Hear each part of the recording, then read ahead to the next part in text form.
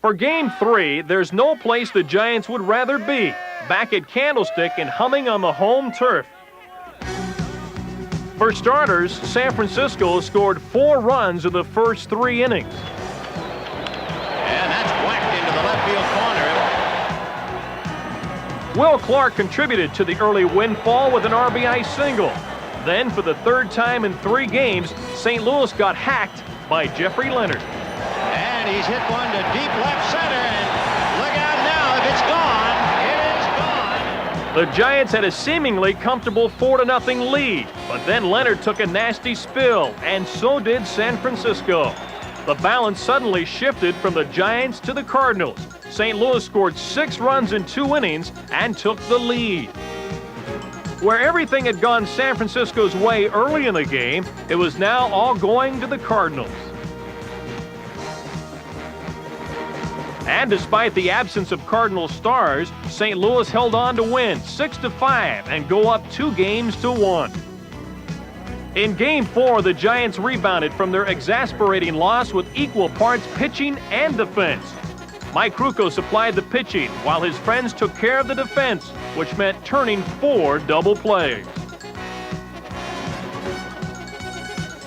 Cardinal offense screeched to a halt after St. Louis scored 2 early runs. Then, en route to series' most valuable player, Jeffrey Leonard used clutch mechanics to make playoff history. And he hits a fastball in the air to left field. Coleman going back to the track, to the wall, leaps in the air, it's gone, home run. For Hackman, a record 4 home runs in 4 straight games. And for the Giants, still more clout from Bob Brenly, whose insurance home run left a 4-2 lead safe and sound in the hands of Mike Krukow. Ground ball to Robbie Thompson, to Uribe, to Clark. That did it as the Giants tied the series 2-2.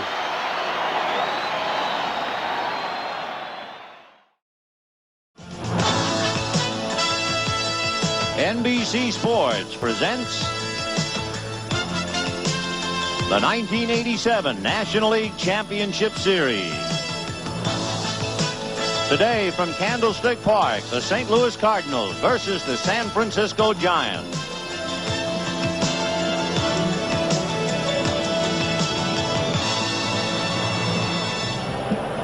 Hi, everybody. I'm Vin Scully, along with Joe Garagiola. Welcome to Candlestick Park for Game 5, with the Cardinals and Giants even at 2. Certainly, the Giants have not really surprised anybody. They're doing what got them here, turning double plays and hitting home runs. And the Cardinals, I think the only flash of the Cardinals that we've seen all year was when we saw guys go from first to third. They really have not been running, but when you look at it, you wonder if they've been in position to run. Well, last night, for instance, the last 5 innings, they had a base hit in every inning, and there wasn't even a chance to steal a base. No, you look at it, Coleman with 1 out, and then McGee hasn't been running. Pena hasn't been doing that much. So today they'll have to go against Reuschel. We should see a lot of ground balls. He's tough in this ballpark. Well, another thing, no matter what happens because of last night, there will be a Game 6, and immediately that brings up the question, will Jack Clark finally make a start? Remember, going into the game, Whitey Herzog said, if we can get to Game 6, then I'll feel better because I'll have Clark back.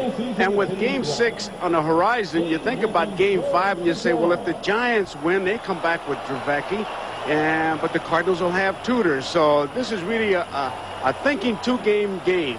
Indeed it is. The winner, of course, will get on the airplane 1 up with 1 to go. And, of course, if it's the Cardinals, you figure that they're the favorites going home. We'll wait and see. It's Rick Reuschel and Greg Mathews. We'll have the starting lineups and all the pregame stats and stories all coming up right after this.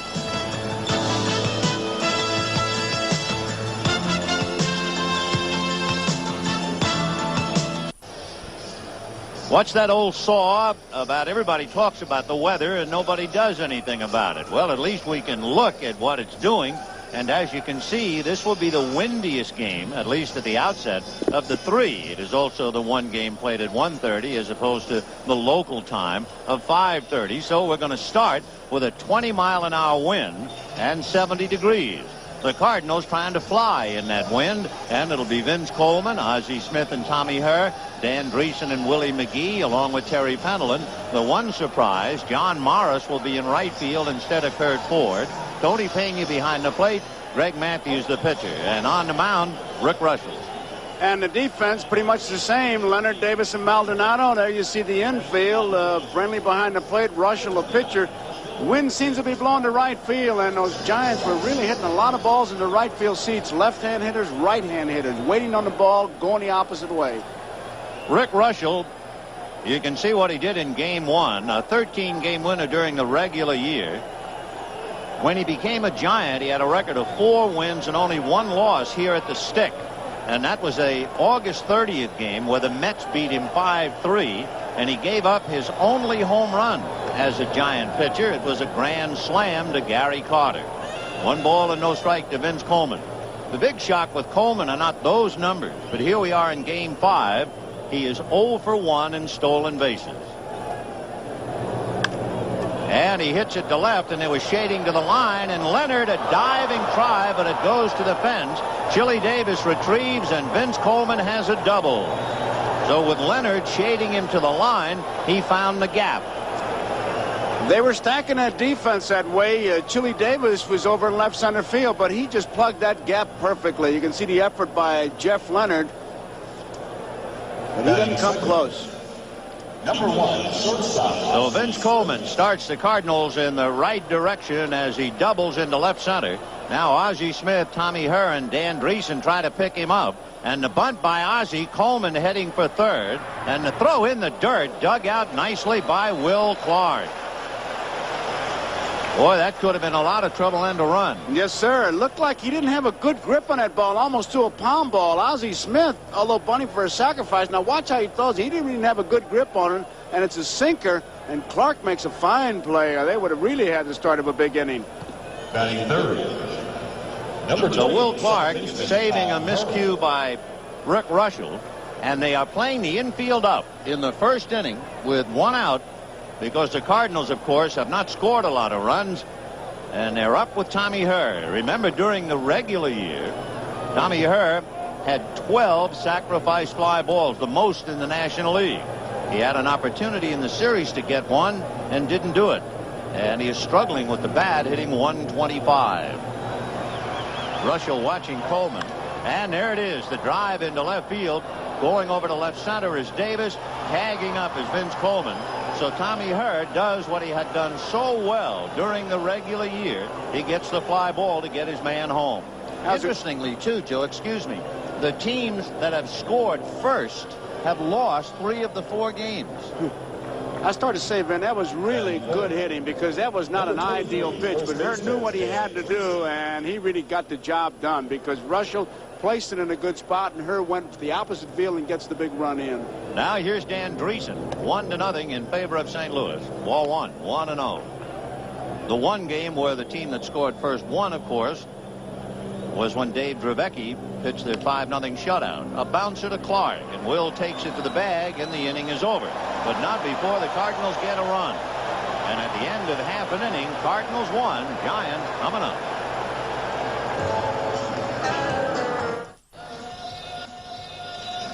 Here's the way the Giants stack up offensively. Robbie Thompson leading off at second base. Kevin Mitchell at third. Jeffrey Leonard in left field. Candy Maldonado in right. Chili Davis in center. And Will Clark at first. Bob Brenly behind the plate. Jose Uribe at shortstop. Rick Reuschel, the pitcher. Trying to stop him, Greg Mathews. Here's the defense. The big changes. Morris in right field. Everything else stays the same. Mathews on the mound. And then, if I might, during batting practice, the Giants really had a purpose in what they were doing. The things I noticed is they were waiting on the ball, even though it was Fahey pitching, hitting to the opposite field, crowding the plate more to try to take away that pitch that Mathews was laying on the outside corner. And I look for Uribe to try to beat out some bunts today. All right, we'll file that away, as we also file away the fact that Mathews struck out 7, so the Giants were unable to wait on the ball the first time they faced him. Robbie Thompson to lead it off, and it brings up a point about the Giants. Last night, the Giant lineup was without Candy Maldonado and Chili Davis. That's 44 home runs between them, and yet, without them, they had home runs by Brenly, Thompson, and Leonard. So they can hurt you from almost any quarter. Ball 1. Robbie Thompson against Greg Mathews, a 25-year-old from Southern California. Ball 2. Mathews this year had the honor of pitching the home opener. Earned his first win of the year against the Mets middle of April, but was optioned out to Louisville. And he's behind again. He's worked into the 7th inning in 17 of his last 25 starts, and he led the club in strikeouts. He averages about 3 walks a game. That's in there. High.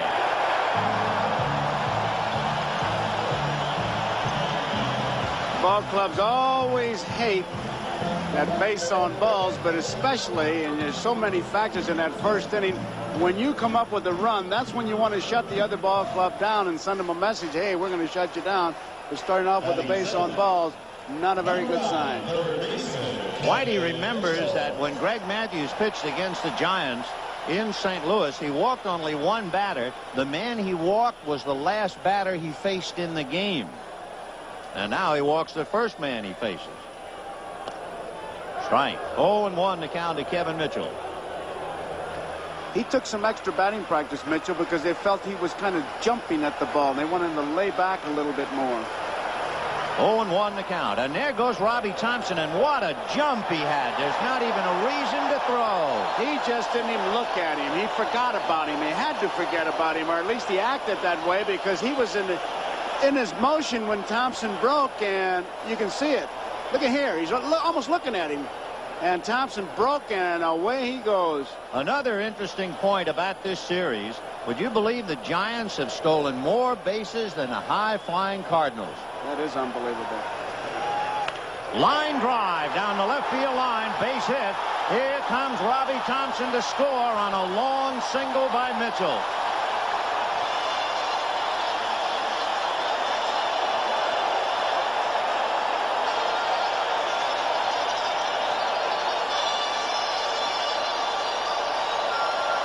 Mitchell, who the work with Morales really paying off, waited on it, pulled it down the line, a breaking ball, and Ben just hanging around that cage.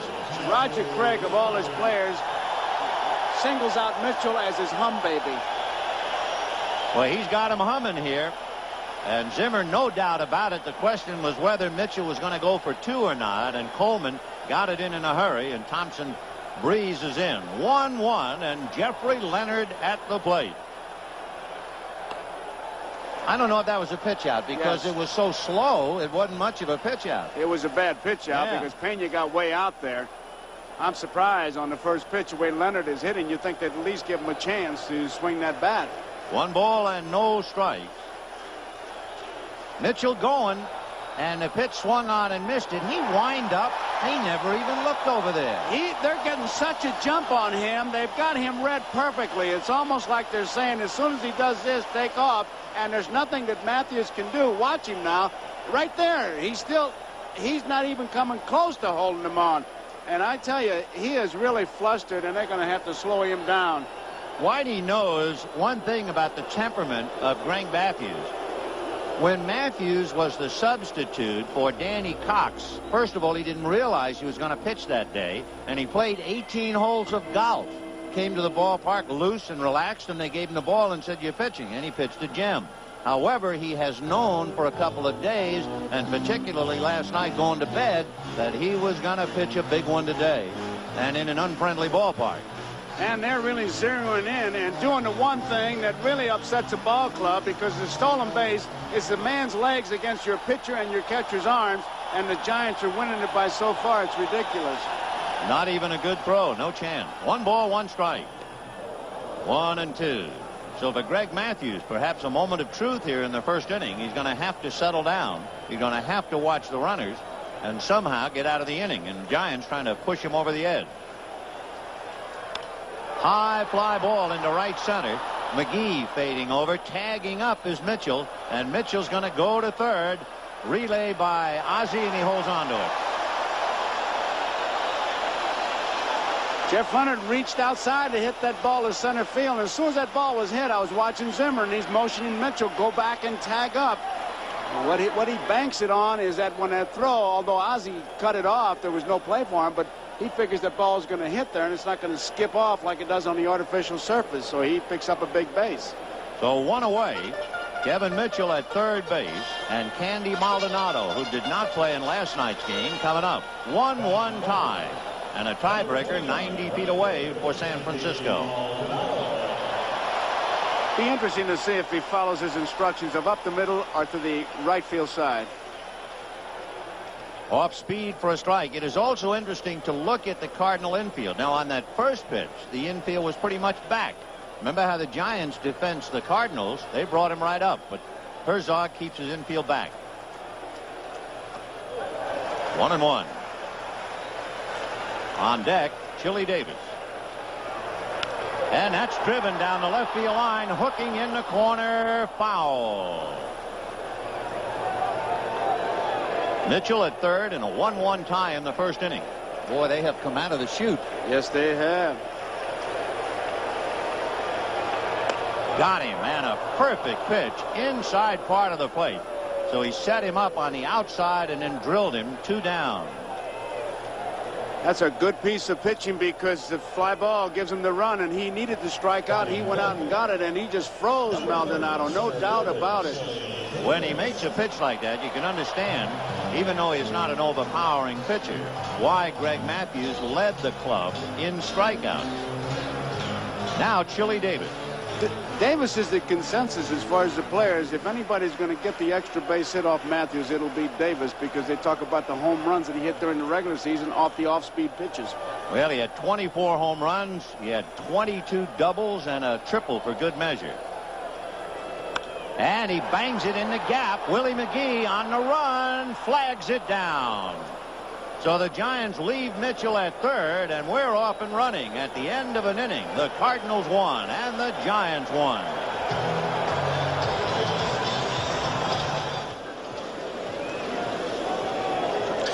There is Mike Rourke talking to Mathews, and you know what he's talking about is holding men on. At least hold the ball. He was looking right at him, but man, there's a lot of things running through that young fella's mind. He realizes the importance of the game. It's a big game, all the hype, what have you. But Mike Rourke trying to get him to be himself. He's going to have to do a better job than he did in that first inning. Willie McGee, Terry Pendleton, and John Morris, and that's a strike to Willie. 0-1. McGee with 4 hits in his 15 at-bats, but no stolen bases, which is not too much a surprise since he's had the bad hand and bad leg. Down he goes. When you ask Whitey Herzog about the lack of a Cardinal running game, he shakes his head and scratches his crew cut. And he said, I don't know. He said, Coleman and Smith, they have the green light to run any time, and yet they're not running. Any time is right. I mean, he doesn't play by any situation. You think you got to jump? Go. Terry Pendleton coming up. Pendleton coming back to the lineup last night. Switch hitter, batting left-handed, and followed by a left-hand hitting John Morris. That sounded like a cracked bat. Line drive out to Uribe. 2 down.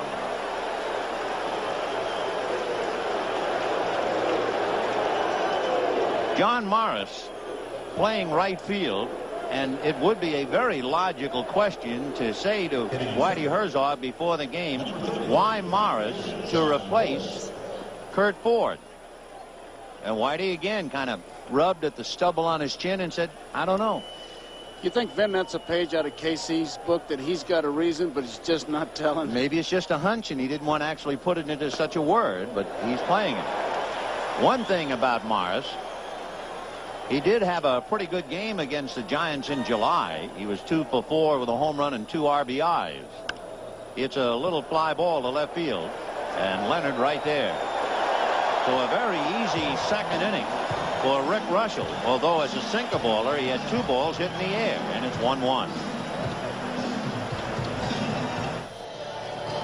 1-1, bottom of the second inning. Will Clark, Bob Brenly, and Jose Uribe. Greg Mathews and Rick Reuschel. Will Clark with big numbers. He had big numbers during the year. 35 home runs, 91 RBIs.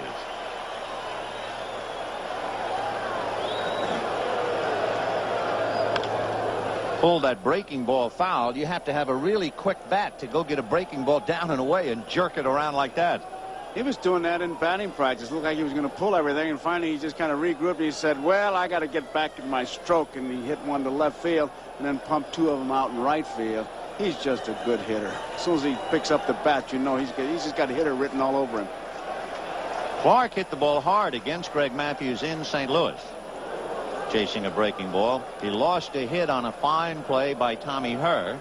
Singled, stole a base against Mathews, and then grounded out against him. Big breaking ball, that's all he got, and down he goes. Second strikeout for Greg Mathews, and it'll bring up Bob Brenly, who was having trouble making contact in the league championship series until last night. Danny Cox pitching in a 3-2 game, and Brenly took him downtown to make it 4-2. He said that Mathews had him wide in his strike zone, and he said he just kind of messed him all up. He said finally the guy said, hey, try to hit strikes, and he said he thought yesterday he was back in the groove. Brenly struck out twice against Mathews in St. Louis. Long foul. 0-1. 1 ball, 1 strike. On deck, Jose Uribe. Ball 2, 2-1. Before the ball game, they played a lot of music here at Candlestick, but the most appropriate song of all was by Stevie Wonder, Moving On. And that's the song today. When this one's over, we move on to St. Louis. Ball 3. It's unlike Mathews to get that high, and Mike Rourke comes out of that dugout, and he's howling already. You know, go out there. Go into that pitch. 3 balls, 1 strike. Walked him, and Rourke, like a father looking at an anxious child, pacing around in front of the dugout, trying to help without actually making an official move to the mound. What he was trying to do was to get him to go into that pitch. He's kind of throwing straight up, and he motioned to him, and all pitching coaches have just little signs with their pitchers. One thing that Mike Rourke believes in, most of us, when we see a pitcher in distress, we feel that it is front leg, that it is maybe he overstrides or opens up. But Mike says most of the time the trouble starts with the back leg, and he was trying to get Mathews to get a little more rhythm with his left leg, the one that has the foot on the rubber, and it hasn't happened yet. Now Brenly steals on him. You know the Giant plan for sure. Although Brenly isn't bad, he stole 10 bases during the regular season. And he's checking with Fay, all right. He's going to have to just hold the ball if he doesn't want to upset himself too much. I'm talking about Mathews, and freeze the runners by just holding it. And if they're going to put a hit-and-run play on with Uribe, he doesn't strike out very often right-handed, so he is a better chance, a better risk, although he is certainly not a strikeout hitter anyway. Jose Uribe. He's got a good lead. First move he may go. He's drawing throws. That's how far over he is. I wonder if Roger Craig wasn't playing a little psychological game after stealing 2 bases in the first inning. At the end of the inning, Roger went out and talked to Jim Quick, and he might have been saying, now look, we've stolen a couple of bases on him. Look for the balk. Compensation by the left-hander. And he just got back. What he did was split the rubber, a side saddle hop, and almost got Brenly. Brenly was trying to get a walking lead. He's still moving. Now he's got him leaning, and I tell you, if the throw is down, he's got him. He just barely makes it. If the throw is down, he's got him. Well, the thing that made the play close was also the thing that made the play a busted play. Throw back, and again Brenly is there. When he split the rubber, he couldn't stride. He couldn't get much on the throw. Brenly's going, and it's promptly hit down the left field line. Foul. Well, he about told everybody in the ballpark he was going with the lead, and Mathews trying to hold him, and once again, now Brenly, a pretty good jump, looking back because it is a hit-and-run play. And he's going to take off round second, but pulled foul. When you saw Greg Mathews make that delivery to the plate, did you notice how much of a knee action he gave with his right leg? That's why they're running on him. If he drags that foot and kind of stiff legs, the runner can't run. But when he bends it and brings that right knee up as high as he has been doing, They are really exploiting that move. And he's also very slow delivering to the plate. Big chopper to third. Pendleton at the bag. Down to her. And late to Dreesen.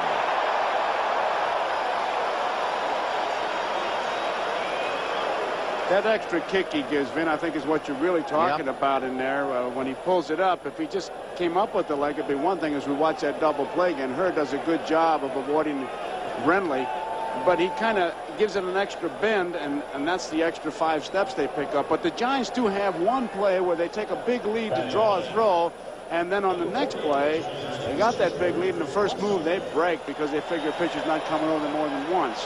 Interesting study, Greg Mathews and Rick Reuschel. Because Mathews, who raises that leg and is so slow and deliberate coming to the plate, Reuschel is one of the 2 top right-handers, I think, in the National League in holding runners on. The other would be Ed Lynch, who used to be with the Mets and is now with the Cubs. Eddie is very tough. Uribe with 16 stolen bases, but it's doubtful he'd be going with 2 out and the pitcher up there. 0-1. 0-2 the count to Rick Reuschel. You can really tell when he's coming to first base because he just doesn't give it that extra kick. And when he's going to come to the plate, he'll get the leg up and then give it a little bit of a bend. Yeah, he bends the knee much more when he's coming to the plate. Right home. Like there. Yeah. Meanwhile, Reuschel goes down on strikes. That's 3 strikeouts for young Greg. The Giants leave a man. At the end of 2, it's a 1-1 tie, and we'll be back after these messages from your local station. Now you can enjoy all the memories of the 1987 World Series with a copy of the official World Series program. With more than 90 pages of facts and figures, it's a real collector's item. To order your souvenir program, just send check or money order for $6 to World Series Program, Post Office Box 87, Trenton, New Jersey 08651. That's Box 87, Trenton, New Jersey 08651. Please include your proper return address. The preceding was furnished by Major League Baseball. We told you at the start of the game the wind was 20 miles an hour, but this is now a candlestick wind, and there is nothing quite like it in baseball. It is swirling, black and orange balloons, shredded pieces of paper, and you can see the wind has moved up to 22 miles per hour. And it's kind of almost eerie when you see it. It was only along the third base line. Right field, no problem at all. I remember, and I think about it often, Sylvia Fine, the wife of the late Danny Kaye, wrote about the bassoon, and she said it was an ill wind that no one blows good, and that also applies to the wind here. The first one a strike. The bottom of the Cardinal lineup, the number 8 spot, has really been something, with Pena, Lawless, and Ford occupying the number 8 slot in the lineup. The Cardinal spot is 5 for 11 plus 3 walks. Change it and make it even higher. So Pena starting to hit the ball crisply now. And in a 1-1 tie, it'll bring up Greg Mathews. Mathews, in the game he pitched in St. Louis, showed that he can handle the bat. He had 2 sacrifices plus a base hit for 2 RBIs. But you see Clark in there setting up the bunt. You've got to look bunt from him all the way. And one of the key plays of last night was the inability of Danny Cox to get the bunt down, if you remember, when Will Clark charged, slipped and fell, but caught it on his knees. Clark is coming, and that's ball 1. Well, they really put the squeeze on because Kevin Mitchell is coming from the other area. Oh, they're right in tight on him, and you can see Clark constantly looking back. They have a play there, and the key to it is that Reuschel, if the runner is stopped, fine, deliver to the plate when you guys are breaking in. But if you see him moving, you have to back off that rubber because they're charging very hard. There goes Clark. Now back to live, and the bunt is down but foul, and the count 1-1. Mitchell starts the play 10 feet in on the grass, and coming along with Clark. Full swing and a blooper to center, base hit. How do you like that one? He really performed it well, too. I mean, squared around, and there's nothing that'll scare an infielder more than to see a guy do that. And he had a line drive. He hit that ball harder than the base hit in St. Louis. Boy, we certainly have a scouting report on Greg Mathews. He can handle that bat. He had 2 sacrifices, a base hit in the first game, and he just takes Reuschel into center field for another base hit. Tell me about proper balance in the batter's box and keeping your weight back and all that. He was squared around the bunt and just used his arms and didn't swing too hard, and now he's got something going. So the Cardinals are in business. Runners at first and second, nobody out. The batter is Vince Coleman, and Robbie Thompson is now heading for the mound to talk over possibilities and probabilities. They both, Robbie and first baseman Will Clark, checking, and the Giants are looking for the bunt again. Took a page out of Brenly's book by hiding what he was saying, but with that chew of tobacco, you couldn't tell anyhow. Coleman, in his leadoff role, only sacrificed 5 times this year. Hits it off Reuschel's glove, and the bases are loaded. So it is Herzog who gambles and gets a single from Mathews, and in another bunt situation, he has Coleman swing away and single.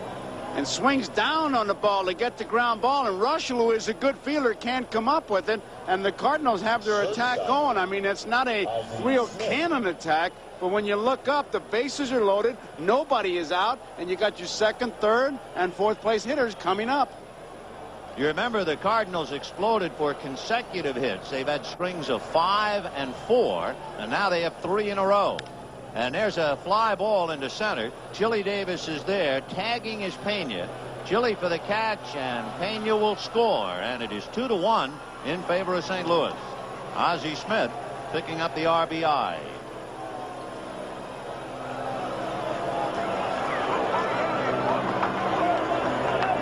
So first and second with 1 out. It is 2-1 Cardinals, and the batter will be Tommy Herr, who had a scoring fly ball in the first inning. Second baseman, Tom Herr. Ed Montague, look at him making sure that Pena tags up and leaves after the catch. You can't get any closer to a play than that. No, he lines himself up with the outfielder and the runner, so he's got them both in the line of sight, and he was right on top of that play. Well, here's Tommy Herr, struggling with the bat in the league championship series with just 2 hits and 16 at-bats.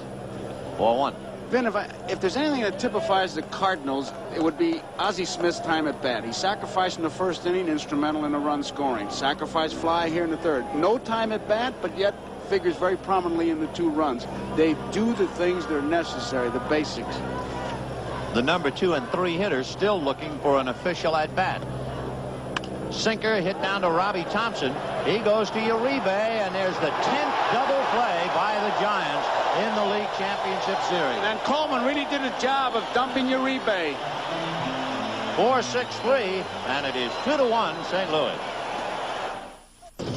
Here's that last double play. Now, Robbie Thompson has a little trouble, but watch how far out of the baseline Uribe gets, and yet Coleman is able to dump him, but not before Uribe gets rid of that ball.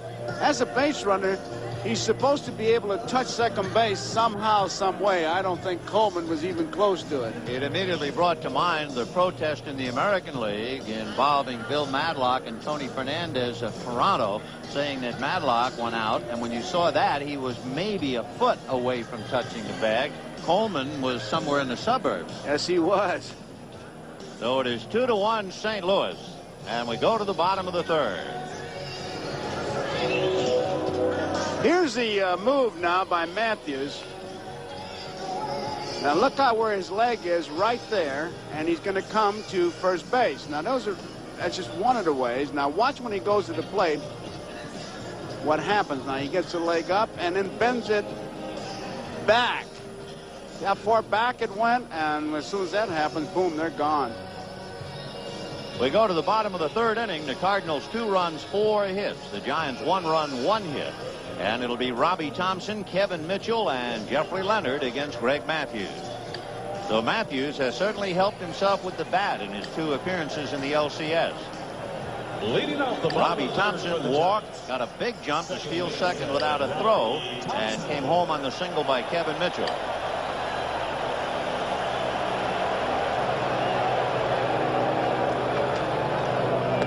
off speed for a strike. 0-1.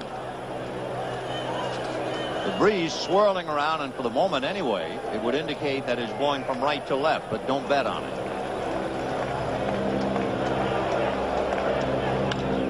Fly ball to straightaway center. Willie McGee is there. The wind playing with it a little. 1 down.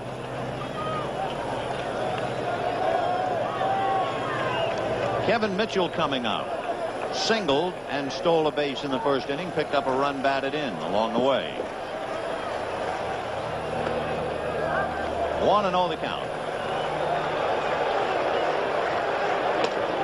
2 balls and no strike. Got to believe that's the hardest one he's thrown right there, man. I'm a little surprised. We saw Mitchell get a base hit to center on a 91-mile-an-hour fastball. He's pretty much of a fastball hitter. And yet Mathews is challenging him. 2-0. Little change on the corner. 2-1. 85. His fastest was 86. Foul ball. 2-2.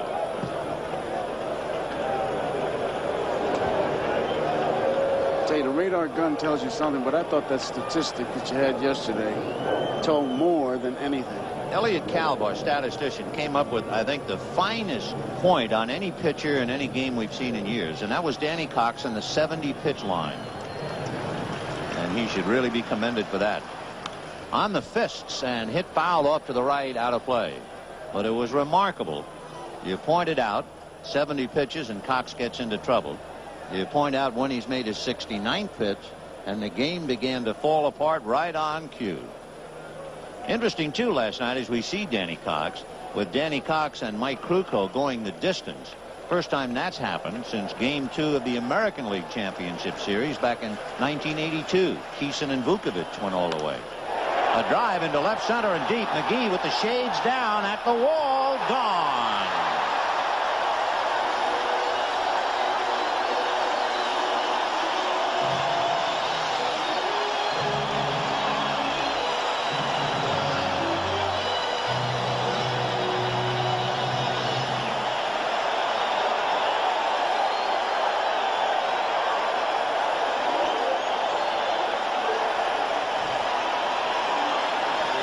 Interestingly, 9 home runs is not the mark of a winner.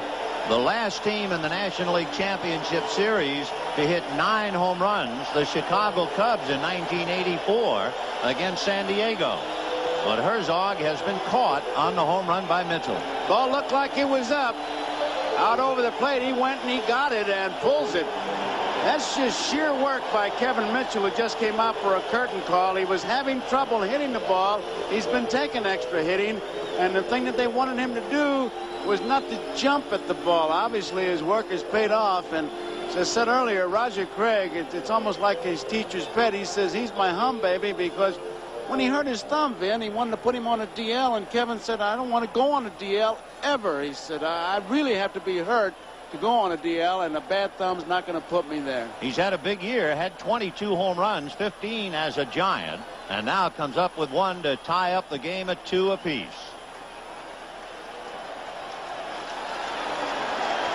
Jeffrey Leonard now coming up. Timeout. They had to retrieve some papers and balloons blown out onto the field.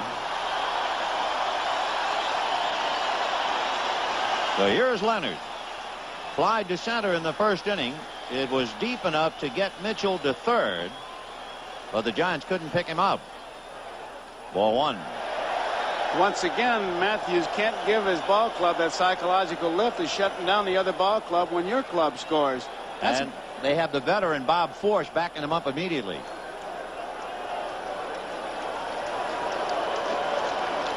Ball 2. I just started to say, Mike Rourke has a saying. He's don't give up a run until you get a run. I don't know what it means, but he says that. Well, that's what he's done. That's the what Cardinals he's done. got a run. Exactly. They gave it up. Yeah. It's 2-2 in the third. A roller wide to third. Pendleton is there. That ball seemed to sail. You see, Dreesen was set and kind of hesitated. The ball sailed a wee bit on him. 2 down. That'll bring up Candy Maldonado, who struck out in the first inning in a 2-2 tie. Mathews has been behind every hitter in this inning. 2-1, 2-0, 2-0. That's remarkable, although you kind of expected all that. But who would have expected the Giants have stolen 4 bases to the Cardinals 2? Little fly ball into shallow right. John Morris is there. But the Giants get a run on a home run by Kevin Mitchell. And at the end of 3, we're all even at 2 as the fog rolls around. Right now, here's a look back at a very special Olympic moment. An Olympic moment brought to you by the Prudential, offering a full range of insurance and other financial services. The Prudential. Mexico City, 1968. America's Wyoming Mathews, third from the right, is on her way to victory in the Olympic 100-meter dash. She becomes the only person in Olympic history to win this event twice. Wyoming Mathews, one of America's greatest sprinters. When the Giants left Coogan's Bluff and the old Polo Grounds in New York at the end of the '57 season, they came across the country to San Francisco and began their new existence in Seal Stadium. And then in 1960 in April, they opened up Candlestick Park against the St. Louis Cardinals and won the game 3-1. And when the park was opened, as you can see, it was also open. And then they enclosed it, as it is today, in 1987. Meanwhile, there's another crash course for Greg Mathews. But Gene Gieselman is in that. I just wonder if something's wrong with Mathews, because Whitey's in it talking to the trainer, Gene Gieselman, as Mike Rourke and Danny Cox just kind of listen. He's acting as if there's something wrong with his right leg or foot. He seems to be indicating when I land, it hurts. And Force continues to throw in the bullpen, so we'll see about Greg Mathews. Ball 1 to Dan Dreesen. There's Mike talking about that back leg to push off. Push off. That's where it starts. High pop fly, back a third, down the line. The shortstop, Uribe. Every pop fly is an adventure today, I'll tell you. It's a little bit of cloud or smoke or fog or whatever, but that sky is pretty plain up there, which makes it tough. And then with the swirling winds, it is an adventure. So 1 down, and Willie McGee, the batter. McGee grounded to short in the 2nd inning. 0 for 1. Mike Rourke is going all the way down to the Cardinal bullpen to find out for himself about Bob Force. So it could very well be that was the problem that Greg Mathews was having. They told him what to do, and he was physically unable to do it.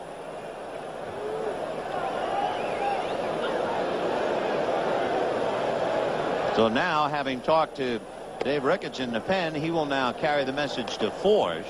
And from watching Bob Force, it would appear Greg Mathews will be unable to continue.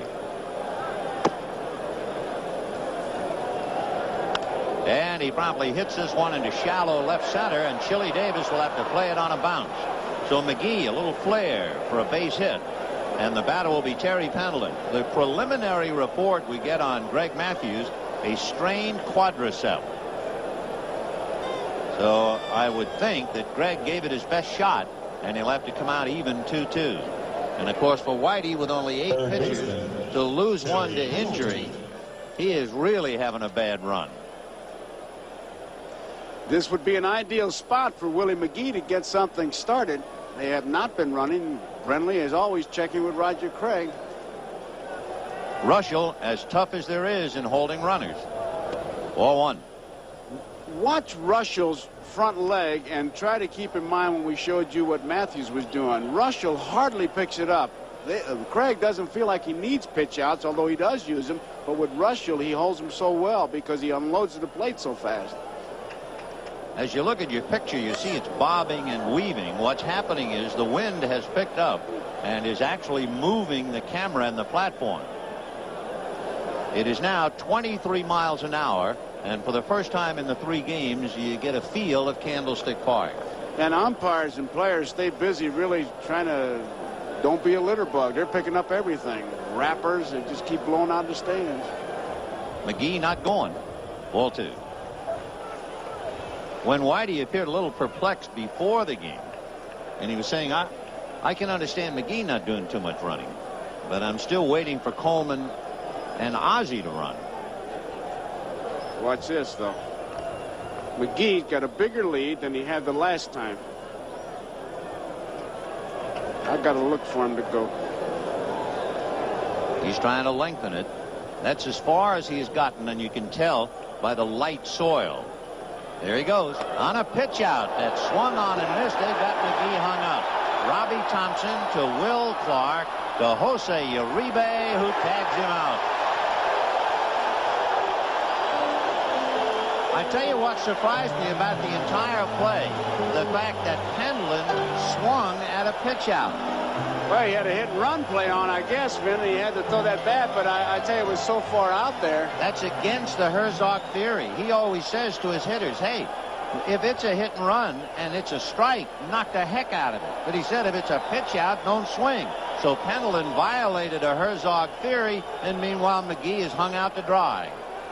But you could see him really lengthen it, and Roger Craig, I think that time I could read with Roger Craig what he was reading, because he was way out there. 2-4-3-6 if you're scoring, and that's inside.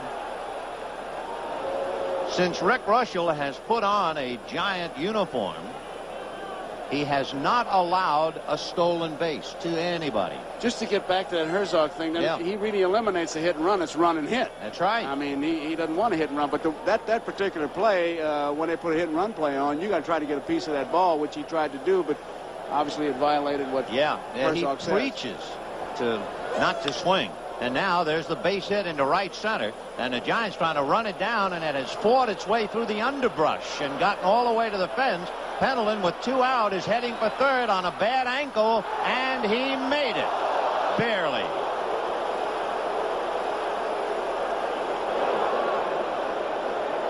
He ran hard, but when he got around second base, he was paying a price, and you can see him getting up and kind of try to loosen up a little bit. It was a bit painful. He was running hard as he rounded first, got to second running hard.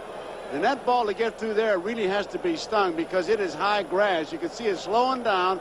Maldonado finally runs it down. And that play at third base was very close. The fine relay by Robbie Thompson, the Giants' second baseman. And here's how close it was. That throw is right on his tail. And Mitchell had to make sure he caught that ball. And he goes down with the tag. Pendleton's taking a little bit of time at third base because he had to pay a price. He's saying, please, just a second. And understandably, playing left ankle, which he injured here on the off day. Right fielder, John Morris. So Pendleton triples after McGee is nailed on a pitch out. And here is John Morris with 2 out, trying to pick him up and break a 2-2 tie. Ground ball wide to Clark. Overhands to Reuschel, who drops it, and the run is in. From the first day of spring training, they practiced that play, and it pops up to haunt the Giants in the LCS. I just wonder if the rhythm was broken, Vin, by the fact that Clark goes overhand rather than showing him the ball and scooping it and kind of giving him an underhand toss. Now watch what happens here. He's got plenty of time. Oh, he just dropped it, and he's reaching for the bag. He was not at the bag. He didn't get there at first base, and he just drops it. Nothing wrong with the throw. He's on the receiving end. So once again, the Cardinals jump out in front. The Cardinals led 1-0. Giants tied them. Cardinals led 2-1. Giants tied them. And the Cardinals now lead 3-2 on the error charge to Rick Reuschel. And the batter will be Tony Pena. But before Pena, the plate umpire, Jim Quick, going out to the mound.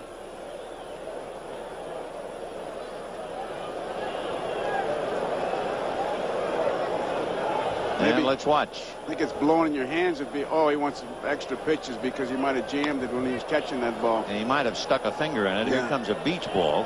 No timeout for that. Jim Quick has turned into everything. He's just a regular old high-class right picker there. Look at that win. Yes, Candlestick, here you are now in all your glory. The flags get to an angle where they're almost blown straight up. Yes, sir, and yes, ma'am. But still, at 70 degrees, it's almost tropical. In the dirt all the way to the backstop. Morris takes a look, but they'll hold him at second. Nick Leyva had the stop sign on before he even got to the bag. It looked like a breaking ball. Brenly is set up there, way outside, doesn't quite get out there, and the ball goes actually over his glove and right past his elbow. And here's a spot where I'm sure that, well, I got Ford in the on-deck circle because of Mathews' injury, so you'd have to work on Pena. Show you how frustration can go from dugout to dugout. This is a perfect inning for it. McGee thrown out on a pitch out. Then the triple by Pendleton, then the error by Reuschel. Foul ball into the seats off to the right, 1-2. Joe Price still throwing in the pen. And from the looks of things, Bob Forsch will be Whitey's pitcher when the Giants come up in the bottom of the fourth. 3-2 St. Louis. So the dean of the staff is getting ready. Got him. Wraps up Pena. Leaves Morris at second, but the Cardinals get 1 run, 2 hits, and an error, and a man left. The end of 3.5, 3-2 St. Louis.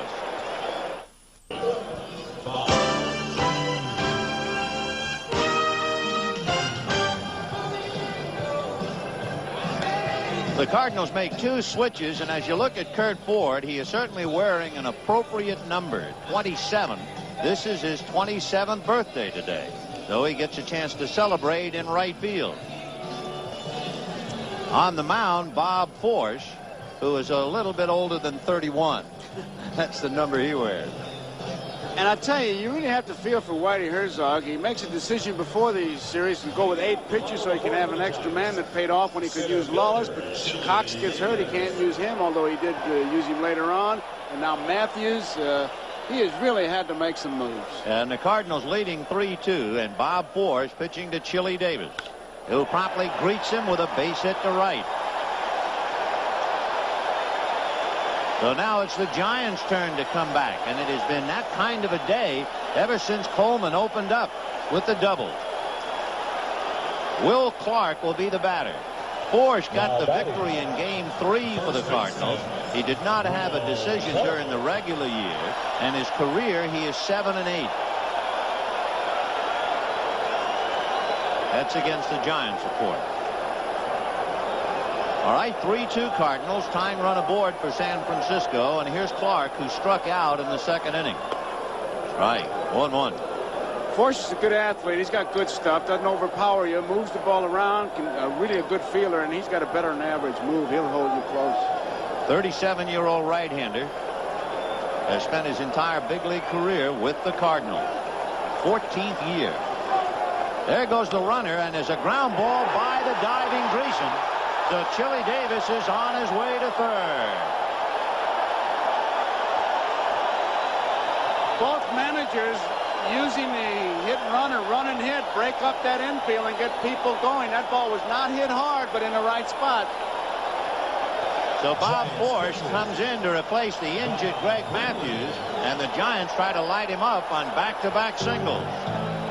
Greason gave it a good attempt, just didn't come up with it, and by the time it got to Ford, Davis was on at third. First and third, nobody out, with Brenly, Uribe, and Reuschel due up. Brenly walked in the second inning.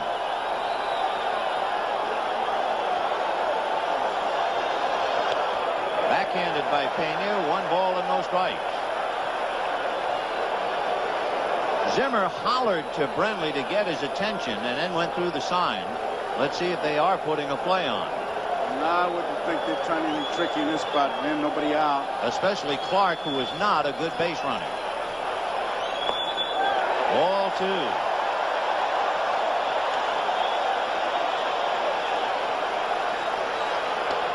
Strike. 2-1. So a storm signal is up in the wind. Ricky Horton.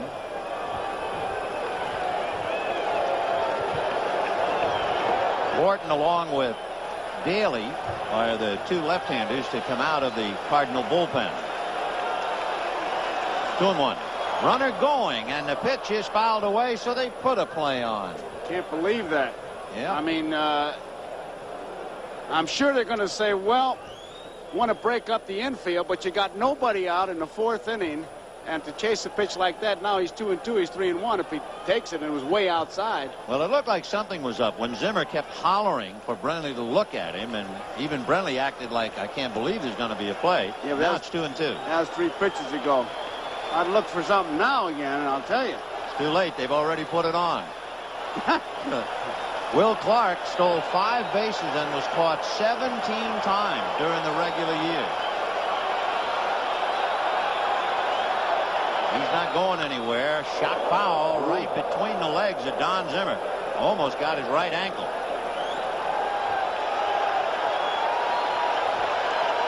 Two and two. Clark not going. And the breaking ball missed. Now with a full count and Brenly up. You start looking at the numbers. During the regular year, Brenly only grounded into 5 double plays. It's not many at all for a catcher. Well, I tell you, if you're Pena and he puts a hit and run play on, you got to look for Clark to go. So 3 and 2. Let's see if they play run and hit. They're going to try and run him back. Naturally, run and hit. Brenly's not obligated to swing at ball 4. Clark is going, and it's fouled away.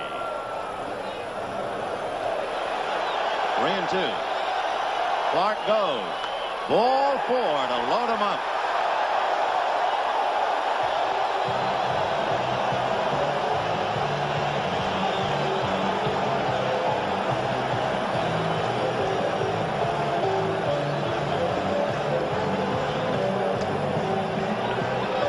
Trying to break the mood. That's all he's trying to do. I tell you, we got a dandy here, and they'll have it. Looks like another dandy tonight in Detroit. Ben, they had a beauty. 8 o'clock, a big day here on NBC. It's a great league championship series in 4 cities. And now the Giants have the bases loaded, nobody out. The veteran Bob Forsch forced to come in when Greg Mathews could not continue. Bob Forsch, one of the great names in Cardinal history. It's right up there with Musial and Haynes, Gibson, Brock, and Shane Dean. But he's up to his hips in trouble. Uribe hit into a force play in the 2nd inning. Chili Davis at 3rd, Will Clark at 2nd, Bob Brenly at 1st. Uribe followed by Rick Reuschel. Uribe sacrificed 5 times this year, 4 left-handed if you're thinking any kind of squeeze. Instead, it's a base hit into right. In comes Chili Davis to tie. In comes Clark to take the lead. And there are runners at 2nd and 3rd.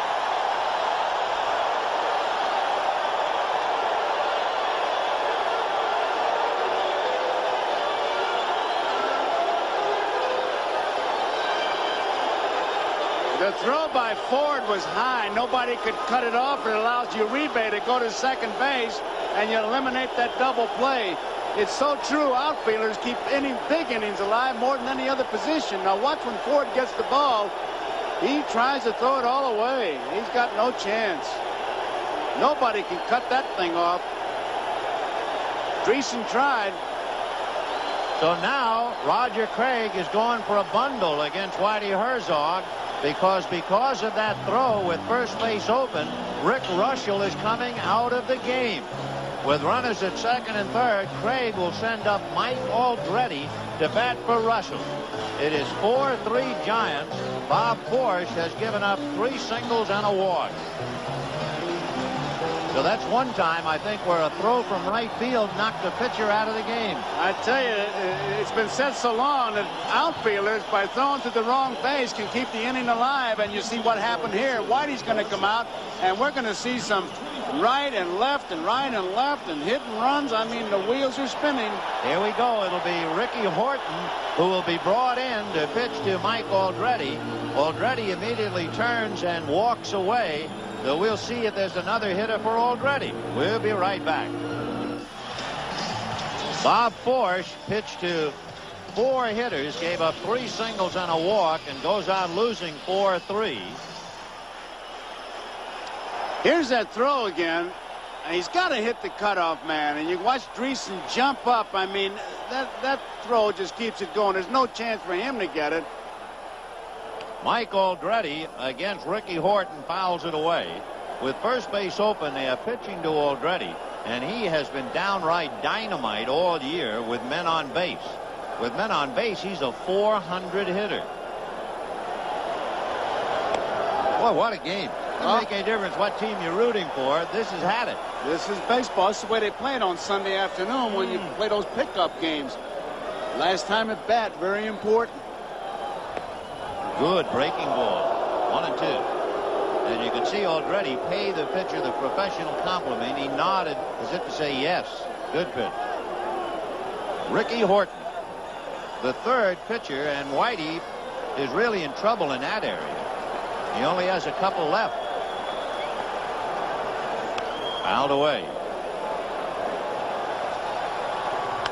Fouled away. 2 balls and 2 strikes.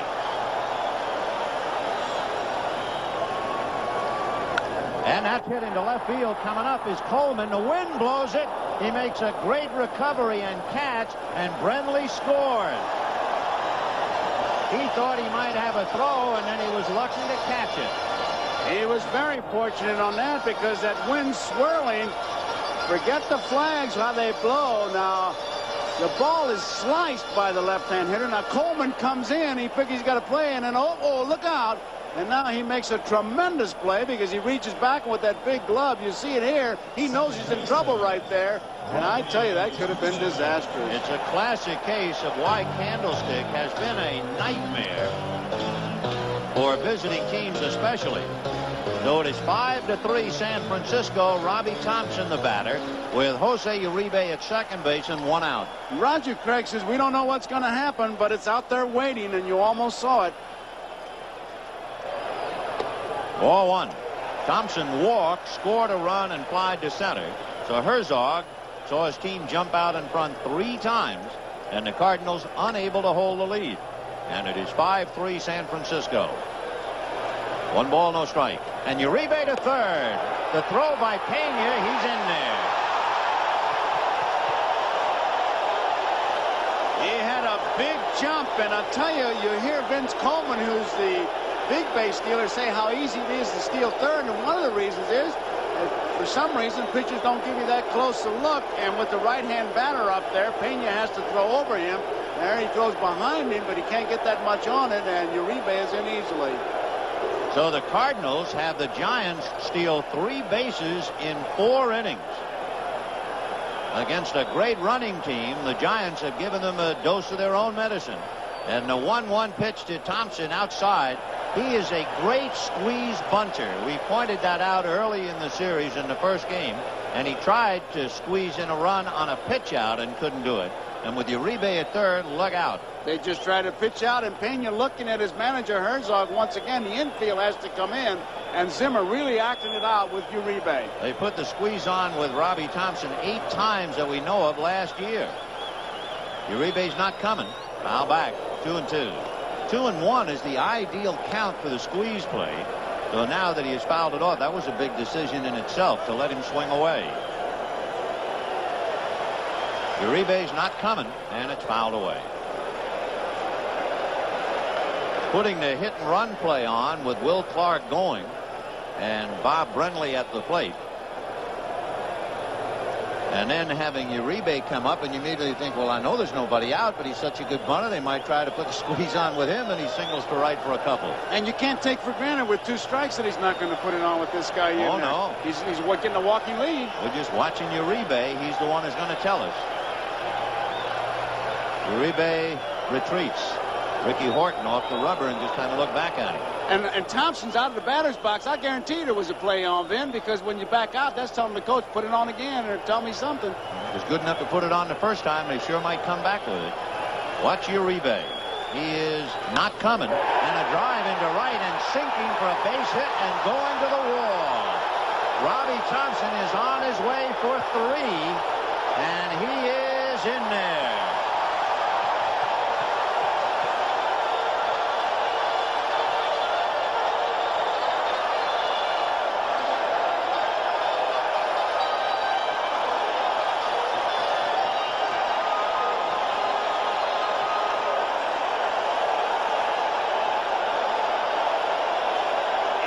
went with the pitch. As you can see, he knows it's in the gap, and he lets out right here. He knows he's got at least 2. He made up his mind right there. I've got 3, and Zimmer really motioned him on and told him to stand up. All 4 runs scored in the inning belong to Bob Force. The Giants now lead 6-3, and the infield must play up with 1 out and a runner at third. And there's a strike to Kevin Mitchell. Kevin Mitchell, the 7th man to come to the plate in the inning, and he has a single and a home run.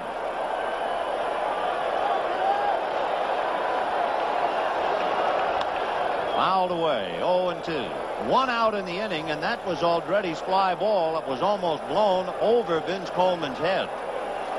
And I'll tell you, the way the Giants have been playing, running, squeezing, hitting and running, all that works on the concentration of a pitcher. And all those plays, the threat is almost as good as the play itself. High fly ball in the wind, and that's questionable just where it's going to wind up.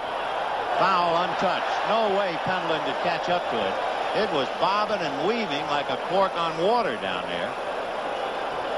So it's still 2 balls and 2 strikes. It's a tough play for Pendleton under just ordinary conditions. He tries to play it, it kind of drifts away from him, and he also has to be a little bit leery of the mounds here, because both on the left field line and right field line, the pitching mounds, they're built up, and that really makes it tough when you're chasing the ball and all of a sudden you go right into that mound. And he had a big injury from a bullpen mound. There it is. Well, the wind is blowing those flags and make them crackle out there in center field. If Mitchell gets one up, 2-2, he pops it up, and let's see, Tommy Herr or Dan Dreesen. Dreesen. So Mitchell unable to pick up Robbie Thompson. 2 down, and Jeffrey Leonard coming up. Leonard flied to center and grounded to third. He's 0 for 2.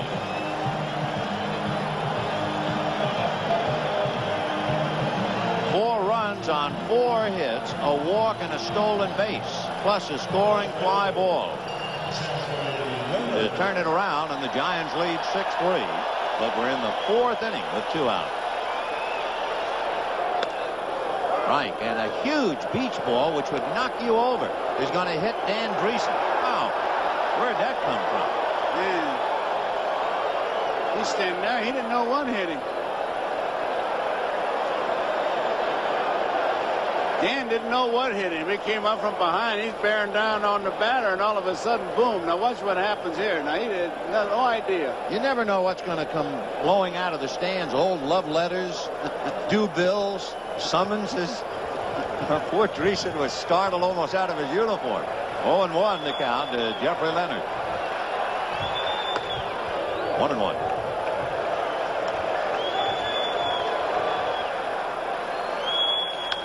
Big chopper foul down the line. 1-2.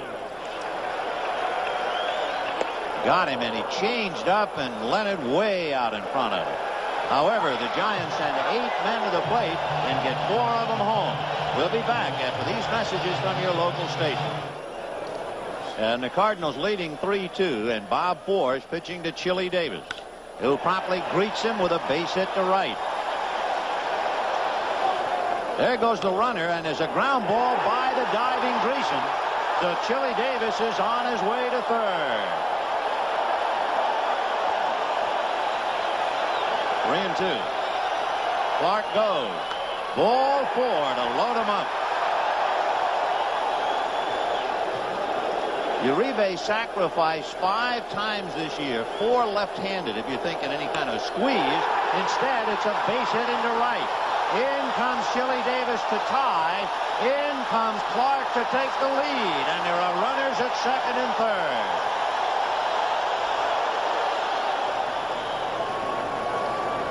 And that hit into left field coming up is Coleman. The wind blows it. He makes a great recovery and catch, and Brenly scores. Watch Uribe. He is not coming. And a drive into right and sinking for a base hit and going to the wall. Robbie Thompson is on his way for 3, and he is in there.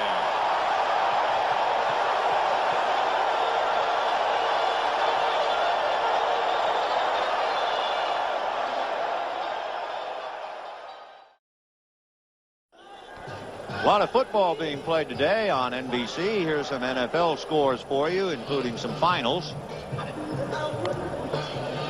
Looking at those scores and a lot of football games being played. I don't know how much football is being played then.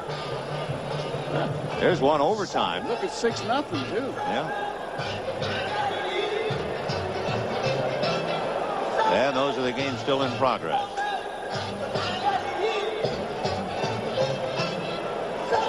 Joe Price, meanwhile, picks up for Rick Reuschel.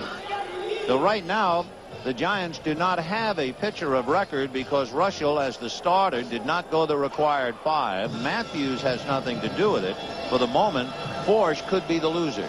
And Reuschel only made 43 pitches, and looking ahead, he could come back Wednesday night if there is a Game 7. Jose Oquendo will be coming up to bat for Curt Ford.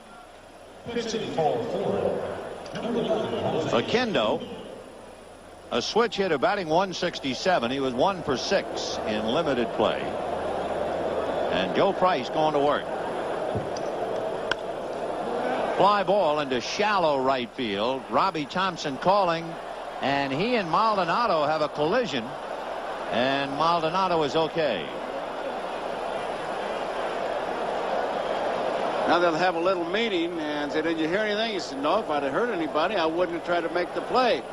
Maldonado, it's really his ball, and he comes in, and down he goes. Good thing he wasn't running full steam. Robbie Thompson would have come up on the short end. That's what happens again up here. It started out to be a pop fly that was going to be maybe 15 feet out on the grass. And then Robbie called immediately, but then he started to back, and so Maldonado picked it up, and you have a collision.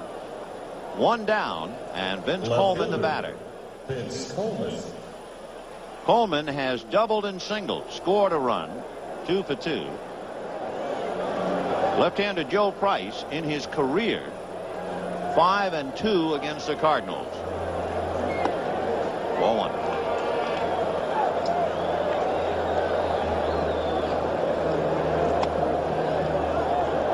Two balls and no strikes.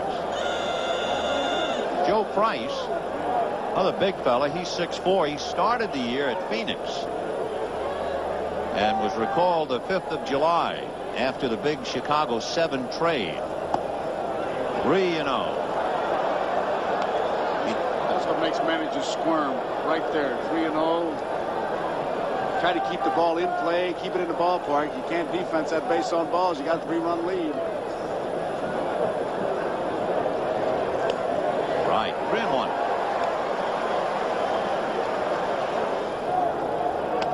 And another strike. Taken all away. Of course, that's what Vince is trying to do, because with his speed, he could turn a walk into a triple. I mean, the fact that he's 6'3" doesn't mean he's not going to run. Interesting, Joe Price made his major league debut in 1980, pitching 6 strong innings against the Cardinals. Popped up. Will Clark, fighting the glare and the wind, stays with it. 2 down. When that ball goes up, I mean, it's a ticket to Disneyland. He has to shade his eyes. It's a great shot of how he's got them shaded. Shortstop. And right there, he wasn't too sure. Now he's got it. Glasses down, shade his eyes, and tiptoeing through those tulips. Ozzie Smith sacrificed and had a scoring fly ball. So he hadn't had an at-bat yet. Fouls it away, 0-1. Good off-speed pitch. Wow. You know, 2 years ago, Joe Price tied a National League record in relief. He struck out 6 consecutive fills. That last one looked like the left-handed version of Kruko. That big lollipop curve that he threw. Took something off. 0-2. Got him. So Joe Price comes in and restores order, and immediately. And at the end of 4 1/2, the Giants 6 and the Cardinals 3. A look at the Bay Bridge, Treasure Island, and the Pacific Ocean yawning as far as you can dream in the city of San Francisco. Pictures furnished by our Goodyear blimp. Right fielder, Candy Maldonado. Bottom of the 5th, Candy Maldonado, followed by Chili Davis and then Will Clark. 1 ball and no strikes to Candy. Struck out and flied to right, 0 for 2. Almost had his wrapper knocked off in that collision with Robbie Thompson, but he's okay. 6-3 Giants in the 5th. Base hit up the middle. When you watch Ricky Horton deliver, he pitches somewhat like a mechanical man. There is a definite stop and go in his delivery. I would think that in a windup, at least, maybe not out of a stretch, but in a windup, he looks like he's fairly easy. See how he stops, kicks, stiffens, and then delivers? But he's almost like a dart thrower when he throws it. It's not a real fluid delivery with the arm. He kind of dart throws it, so I would think he'd be a little sneaky if you were in that batter's box. But I'll grant you, Vin, that you could probably time the way he does stop in certain spots in that delivery. At least out of a windup. So now the batter is Chili Davis, and they'll keep an eye on Maldonado. Almost caught him sleeping. Maldonado is a break-even base runner. 8 stolen bases, but he's been caught 8 times, so you know base stealing is not his strength. Chili Davis, switch hitter, batting right-handed, and he has better numbers from this side of the plate. But a hopper to Pendleton, down to her, back to Dreesen, and just like that, double play. The Giants have come up with 10 double plays. Jose Aquindo, the third outfielder, Kurt Ford, John Morris, and now Jose.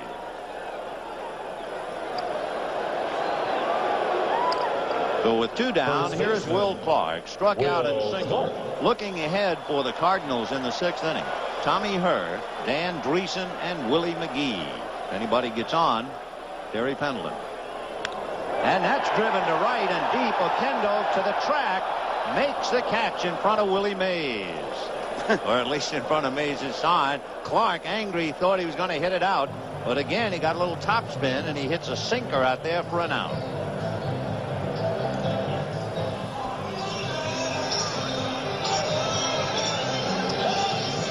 Oquendo right in front of Willie Mays, but then you and I both know nobody ever caught that ball in front of Willie. No, if it was up there, Willie was going to catch it. A reminder, the American League Championships continue tonight. We bring you Game 4 of the series. Detroit's Tiger Stadium, the Tigers' Frank Tanana against Frank Viola and the Twins. Coming up next, and it'll all begin with Major League Baseball, an inside look. The Cardinals this year had 51 come from behind victories. And they had a pretty good record, 9 games above 500 against left-handers. So as they go into the 6th inning, they're down 6-3. And Tommy Herr hits one to the hole, knocked down by Robbie Thompson to get him. You know that's one of the things Roger Craig told his ball club, because if they regret one game as that one they thought they had won, as we look at this replay, Robbie knocks it down, knows who's running, takes plenty of time and gets it. So 1 away, and Dan Dreesen, the batter. Dreesen grounded out and popped to short. Dan 0 for 2. Remember, the pitcher's spot hits number 7. You have the right fielder batting 9th. So if the Cardinals got anything going here in the 6th inning, Ricky Horton would be coming up and they would hit for him.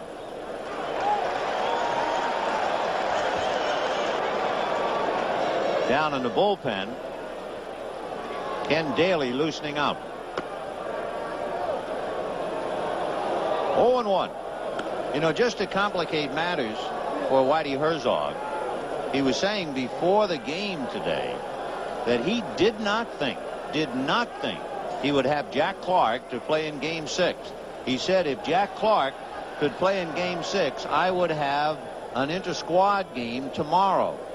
But he said, I haven't heard a word, so I assume Clark is unable to play and consequently will not be able to start in Game 6 at Busch Stadium. And, of course, that conceivably could be a backs-to-the-wall situation for the Cardinals. Fly ball to center and shallow. Davis coming over. 2 down. Whitey kept saying all along, if I could just hold on till Game 6 when I'll have him, but it just hadn't worked out that way for him. So with 2 out in the 6th inning and the Giants leading 6-3. Pretty quiet Cardinal bench as Willie McGee comes up. Grounded to short, single to center, 1 for 2. Ground ball wide of first into right field. So McGee comes up with his 2nd hit. Willie is 2 for 3. And the batter will be Terry Pendleton. Hit number 1 off Price and number 7 for the Cardinals. Terry Pendleton lined out to short, tripled and scored on Reuschel's error in the 4th inning. That run put the Cardinals out in front 3-2. Once again, we remind our viewers we'll be selecting the NBC Miller Lite Player of the Game at the conclusion of the ballgame. Line foul. And if you think the Giants are taking it for granted, watch Brenly. Okay, it's 6-3, but he's still checking with Craig on every pitch as we see Jack Clark loosening up. And as Clark tries to loosen up, and that's no mean trick here, Kelly Downs begins to loosen up in the Giant bullpen.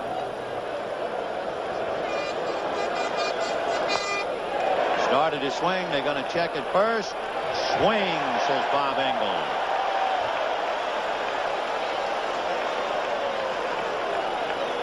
Take a look at it.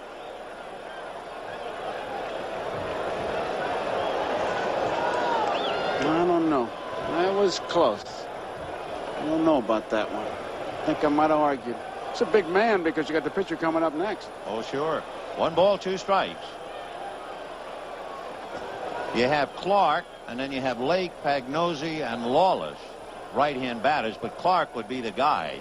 Should Pendleton keep the inning alive, the pinch hitter would represent the tying run, and that would be the one chance for Herzog to get back in the game with Clark. 1-2. Got him. Big strikeout. No runs, 1 hit, a man left. And at the end of 5.5, 6-3, San Francisco. As you can see, it was a quiet morning at the Point, Candlestick Point, 7-mile-an-hour wind, but it changed from the northeast to the northwest, got up to 22. It is about 18 now, but gusts of wind up to 25 miles an hour. You're looking at Norm Sherry talking to Joe Price, talking about that curveball, and I'm sure he's talking about just getting a little more rotation, but I would venture to say, Vin, he's talking about speeding it up a little bit because he's taking so much time. You see the defense go back on their heels. And the first pitch to Bob Brenly is low, ball 1, 1-0. You would assume this is Horton's last inning of work with the Cardinals down by 3, and he's to lead off in the 7th inning. We'll see.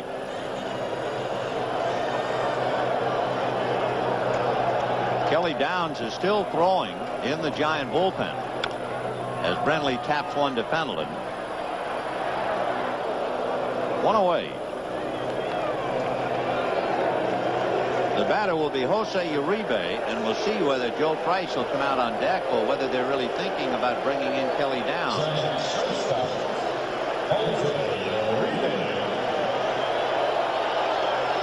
Well, Price comes out on deck and looks like he's in the game for sure.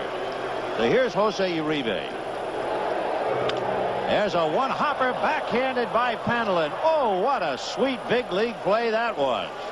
Wow. Oh, that's clinic time. Clinic time. He just could react to that. There's not much you can do at third base. Watch how hard that ball is hit. Short hop. Backhands it, turns around, knows he has it. And he's ready to throw, finds his target. Oh, if you want to be a third baseman, just videotape that. Boy, that'd make Nureyev proud. Look at this whirl. And up and at him. So 2 down, and Joe Price the batter.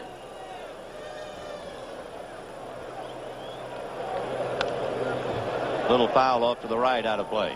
You always wonder about a fellow like Joe Price, or for that matter any pitcher who is not much of a hitter. He's a left-hand pitcher. The last thing in the world you would think he should do is bat right-handed. Consequently expose that left arm upon which his economic past, present, and future is relied upon. One more look at that great play. He just backhands it, and Ozzie watches it like the rest of us. 1-2. 2 balls, 2 strikes. I don't know why he's working on him.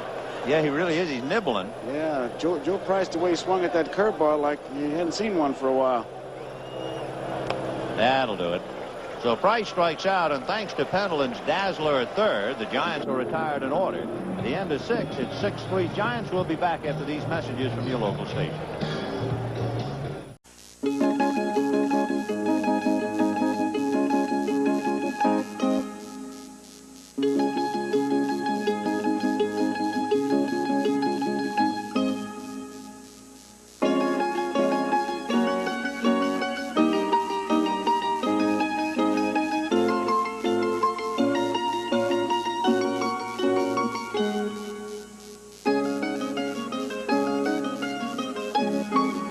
Continued at a ballpark near you. The preceding message was furnished by Major League Baseball. Game 5 of the 1987 National League Championship Series is brought to you by Miller Genuine Draft, cold-filtered draft beer. It's as real as it gets. And by the Kellogg Company, makers of Kellogg's Frosted Flakes. Tony's Flakes of corn with a sweet frosting.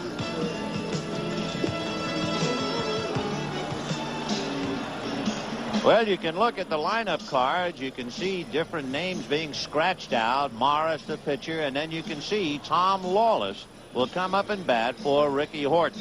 Ken Daly down in the pen, so Daly will be picking up.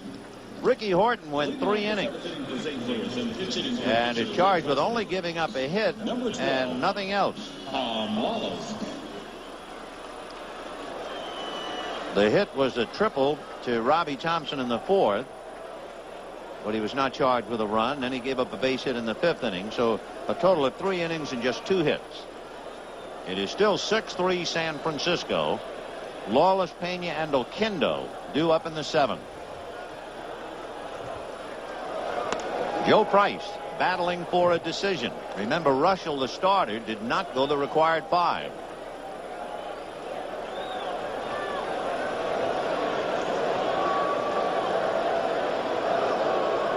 And line right at Kevin Mitchell.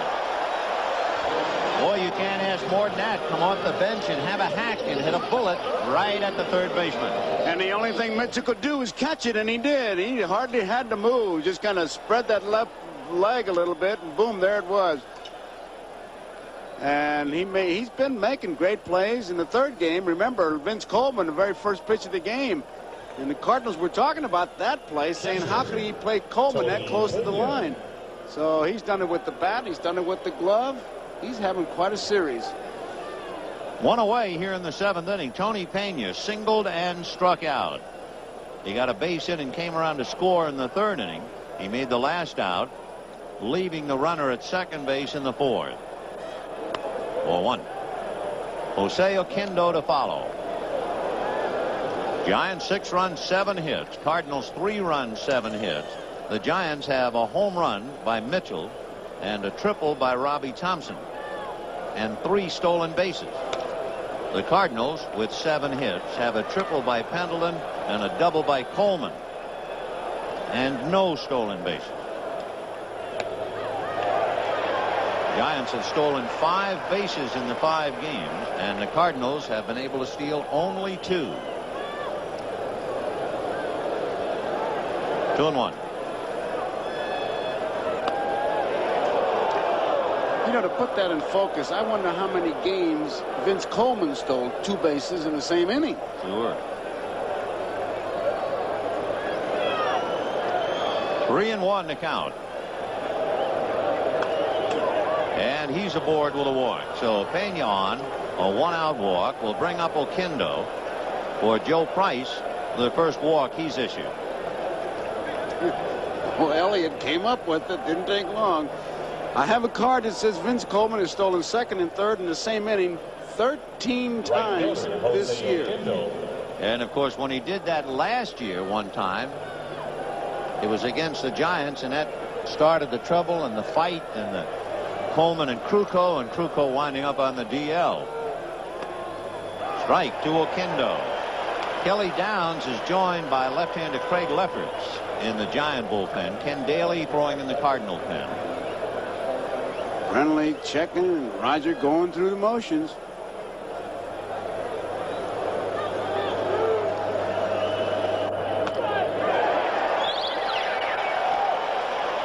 Jose Aquindo. He had 1 home run this year, and he hit it here in San Francisco. On the corner.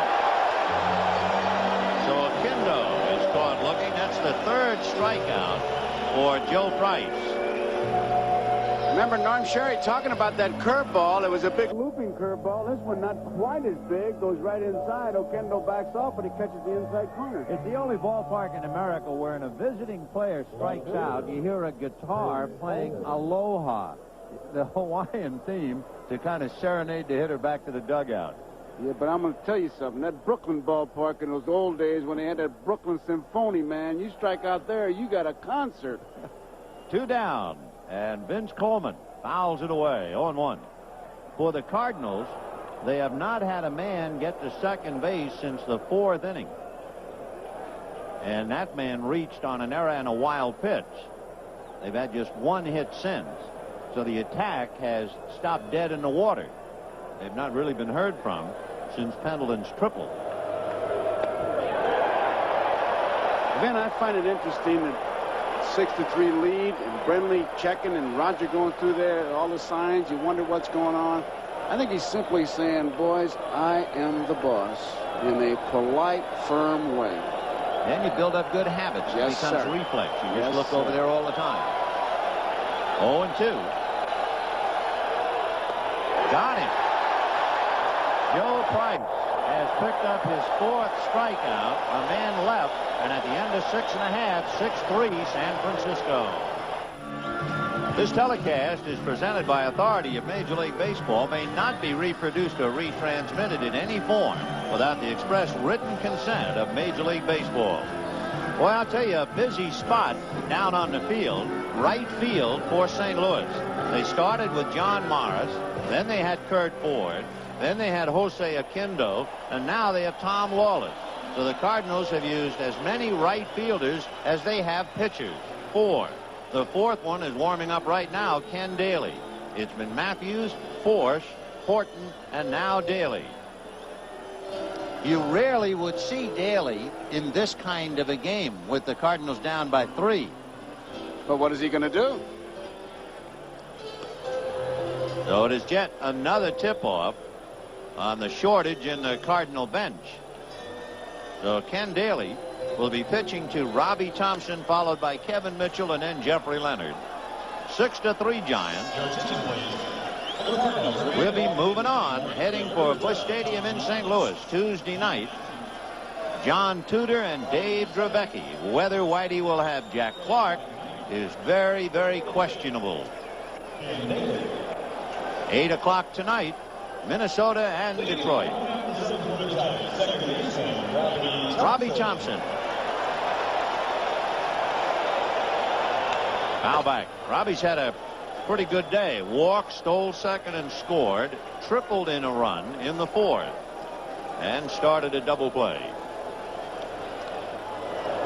And did that get him? Yep. Just because he's running to first doesn't mean it hit him, right? That's right. He did it the other night and then stopped, and the ball got by the catcher. They picked up a run, but this time he's going all the way. We'll take a look at it. No doubt about it. You can see Pena tip it off, too, as he turns his head. See him hit the foot. So Robbie Thompson hit by the pitch. And Daly immediately pitching out of a stretch will work to Mitchell, Leonard, and Maldonado. I don't think the Giants are finished yet putting on plays. There goes Robbie Thompson. Pitch out is swung out and missed, and Robbie is out from me to you. Perfect throw from Pena to Tommy Herr. You had the feeling the way Robbie Thompson was acting down there. They're not taking anything for granted. It's 6-3. He's looking back. So it was a hit and run play. He was looking to try to find that ball, but man, he was out a long way. In fact, Herr had almost go up and meet him. So 1 down, 1 ball and 1 strike to Kevin Mitchell. Ooh, that's straightening you up if you're starting to look for the pitch outside. Well, what that does is keeps you honest is what it does, because you're trying to take away the outside corner, and he moves you back as if to say, look, I want some of that outside corner too. Remember, Ken Daly had that serious arm operation that has been called the Tommy John operation, and that pitch that moved Mitchell off the plate was 91 miles an hour. So obviously the operation was a huge success. Popped in the air. Going out is Herr. Coming in and over is Tom Lawless. 2 down, and Jeffrey Leonard coming up. When you talk about the Tommy John operation relating to the left-hander Ken Daly, he had the tendon transferred from his right forearm to his left elbow.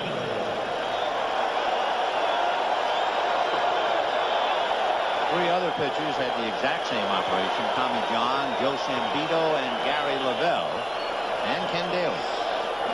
Here's Leonard 0 for 3. Flied to center, grounded to third, struck out. And promptly hits one to center. McGee coming up. And Daly has an easy inning. And at the end of 7, it's Giants 6, Cardinals 3. Smith, Herr, and Dreesen coming up. Game 5 right now, with the Giants apparently in control 6-3, makes you think of the meeting between Dravecky and Tudor Tuesday night. You have to think about that, and I'm sure John Tudor is thinking about it, and Whitey's got his best guy going, because he is going to be tough, and Dravecky, you know what he did. Well, after looking at Dravecky pitch that magnificent 2-hitter, you would have to say the Giants would be pretty heavily favored, even though it's the Cardinals' home ballpark. Well, and that thing called momentum, you know, this is the kind of a game that you have to ride back and think about it, and it's got to hurt.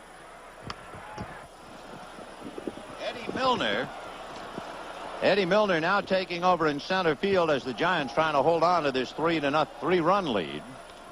And that's a strike. Ozzie Smith, and he'll be followed by Tommy Herr.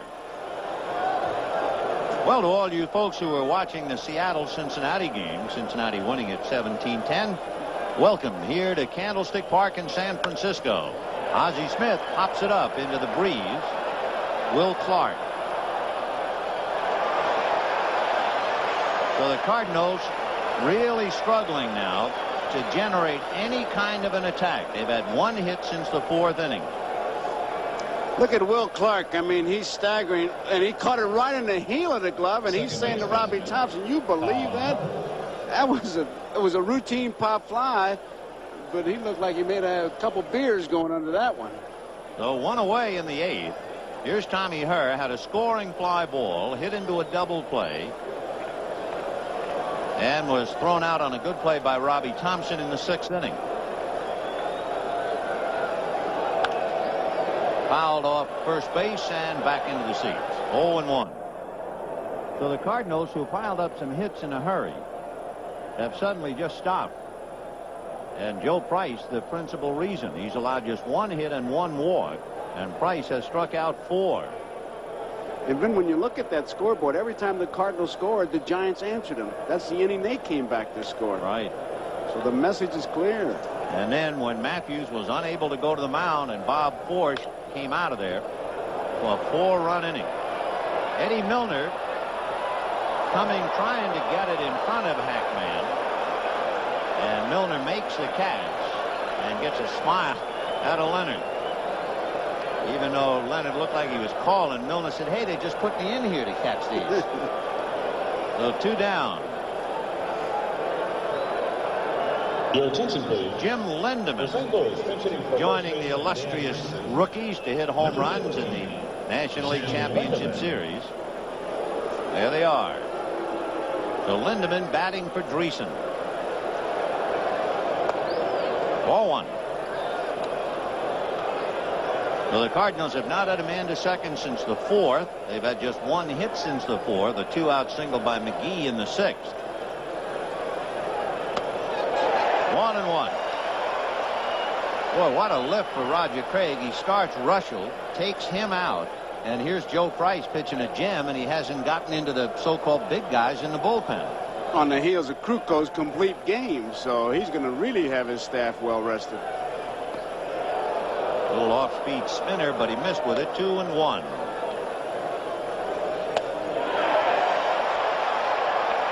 2-2 the count of Jim Lindemann. Remember, Price has 4 strikeouts.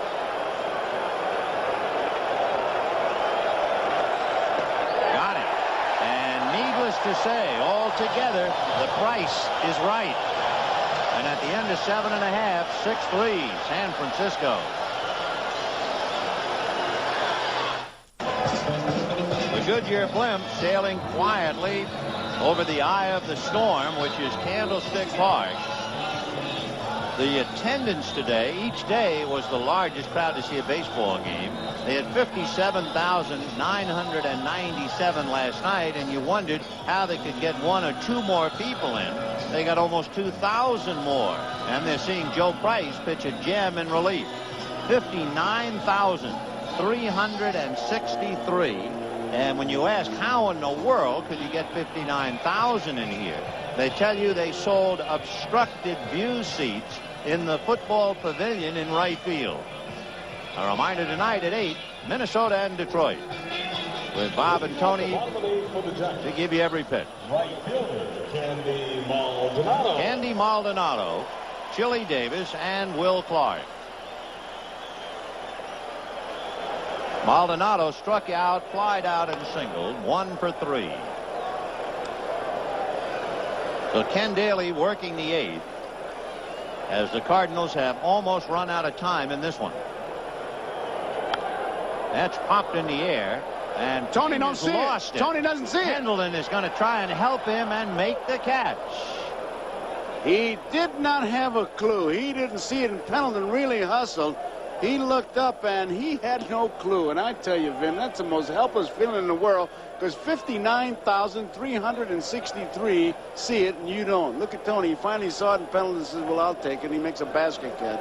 So with 1 down in the 8th inning, good backup of Pena by Terry Pendleton, and Chili Davis the batter. Davis hit the ball hard. McGee took a base hit away from him in the 1st inning. He singled to right and hit into a double play. Scott Garrelts is throwing down in the bullpen. So Eddie Milner finishing up for Chili in center. You remember he took that ball away from Jeffrey Leonard. Pretty good fastball on the inside corner. 2-1. 2-2. You can see Pena has his fingers taped once again. He's in the shadow, so it is difficult to see the sign. So, as they always do, Tony tapes those fingers, and the pitchers have no problems. 2 balls, 2 strikes, and that just blows him away. So 2 down in the 8th. It looked like he gave him 2 and then 1 finger for the fastball, and here he comes with it. He was overmatched. So Ken Daly now pitching to Will Clark. Clark has struck out, singled to right, and lined out to right. Will hitting .444 in the championship series.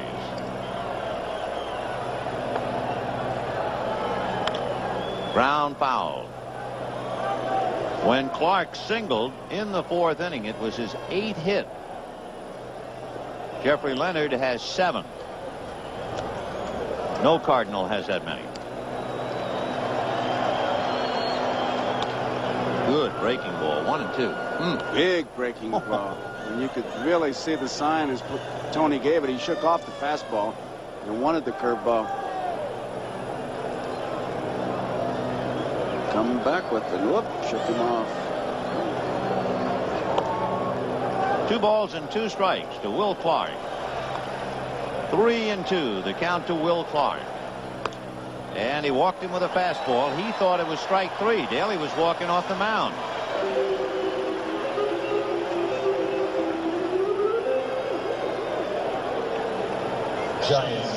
Here's that look again where he thinks it's strike 3 there, and he's saying, okay, got my man. That's it. That's it. Pena thought it was strike 3, but Quick didn't. So that brings up Bob Brenly. Brenly has walked twice and grounded out. 0 for 1. Clark with 2 out, held on by Jim Lindemann.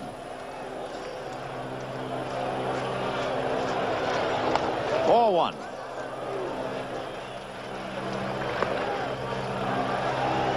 2 balls and no strikes.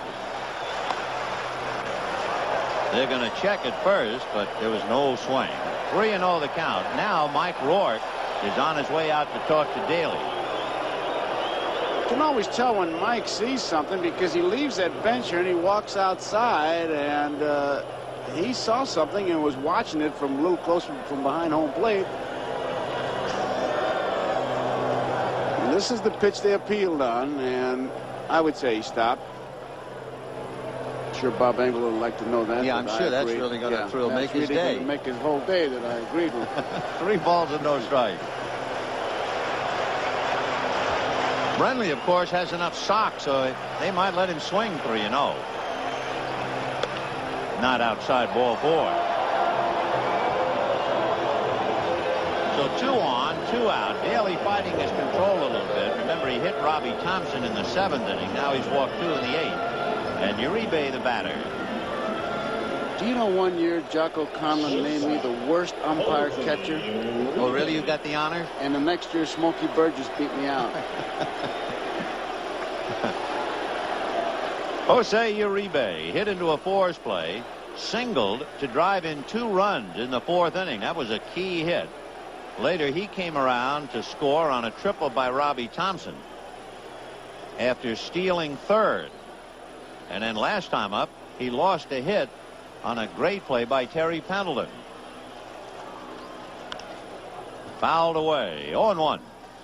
On deck to bat for Joe Price is Chris Spire. Don Robinson, Craig Lefferts are down in the Giant bullpen. Breaking ball on the corner. Strike 2. 0-2 to Jose Uribe.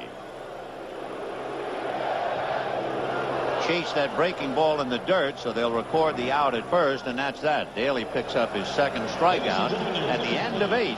Giants 6, Cardinals 3. McGee, Pendleton, and Lawless coming up. A reminder tonight, 8 p.m. Eastern Time, the Minnesota Twins and the Detroit Tigers. Meanwhile, the Cardinals and the Giants are not quite finished their day in the sun. It'll be Willie McGee, Terry Pendleton, and Tom Lawless due up against Joe Price. With Don Robinson and Craig Lefferts back of him, Price has worked 4 innings and would have gone out. Because if Uribe had kept the inning alive, Chris Spire was going to hit for him. Willie McGee grounded out, single to center, single to right. He has the last Cardinal hit. That was in the 6th inning. Their only hit since the 4th inning. He just ran back and humming now. This is that hum baby business you hear about. Joe Price has struck out 5 since picking up for Rick Reuschel. He has really put the brakes to the Cardinals. Foul back. You know, here's a fella comes in relief in what has been a scramble through the first 4 innings, and he allows just 1 hit. A couple of scores in the NFL. These are late final scores.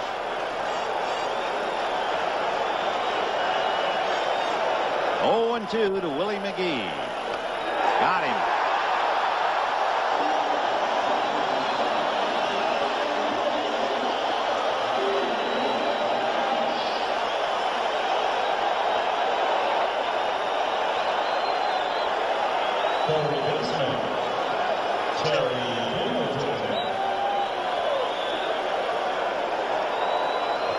One away. A reminder, our executive producer of NBC Sports, Michael Weissman, the coordinating producer of NBC Baseball, Harry Coyle. Today's game produced by George Finkel, directed by Bucky Gunts. Ground ball to Uribe, and Pendleton jogging down the line.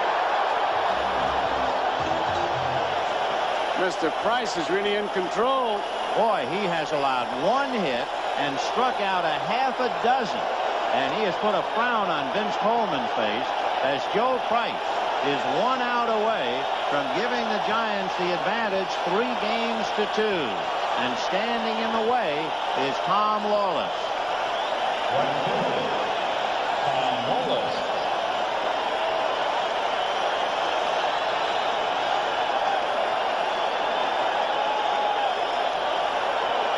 Joe Price. Boy, has he been right. 6 strikeouts, 1 walk, and 1 hit. Strike. And they are on their feet, this crowd. And Jack Clark is sitting down. And, of course, for the frustration of the Cardinals and their fans, the question of whether Jack can play Tuesday evening. Ground ball to Robbie Thompson. There it is.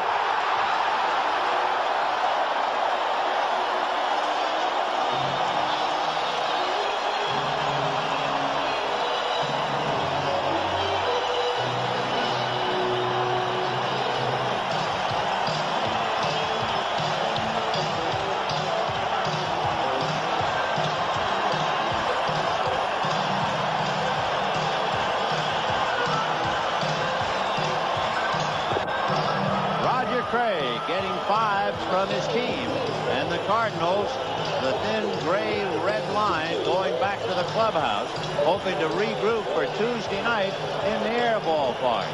And remember, interestingly enough, the Cardinals scored in the first inning, and the pattern has basically remained the same. The team that has scored first has lost 4 of the 5 games. We'll be back.